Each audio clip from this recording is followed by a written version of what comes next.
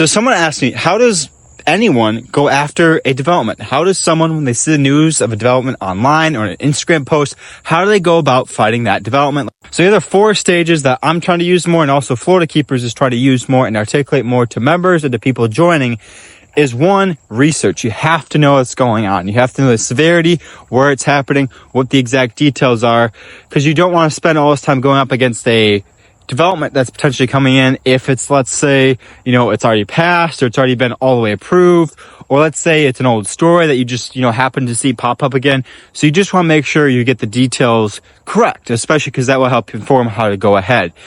Second is engagement. You want to engage with current, people in that arena, or maybe it's in a local area we can go to, county meeting, or there's a, environmental club around it, or there's a group of hunters. You want to engage with people in that area, and a lot of it can now be done online.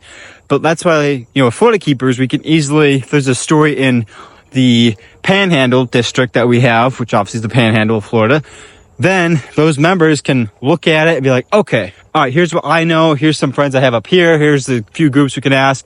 So you want to engage with other partners in that area to just see what did they know about it? Have they dealt with this issue before? So that way there's more of a cohesive effort to actually go against it. And because it might be a game plan of, let's look at the potential sewage problem in this area. Have they done an environmental impact study on this area? Have they actually gotten approval from the county commissioners? What have they said? Have they gotten community input? Have they hosted community meetings? Does the public of that area even know really about this development? So they want to get engaged with people that are already affiliated with that area or project. Now, number 3 is action. This is the most important part, because without action, just ideas or plans don't happen. It won't even matter how much to deliberate it. So action. This will depend on the research and what engagement you get from, but action can be, all right, we're going to the county meeting to say this. All right, we've got this protest. It could be reaching out to the FDEP or the FWC, taking a tangible action on how to push against this, create public awareness, contact public officials, political officials, anyone that has had sizable action and has the stakeholder position to really get engaged.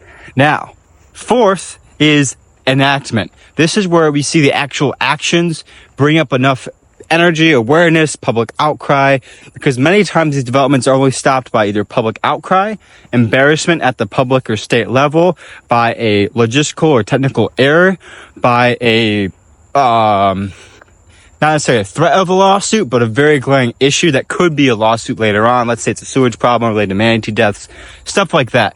This is where we get enactment. So research, engagement, action, enactment.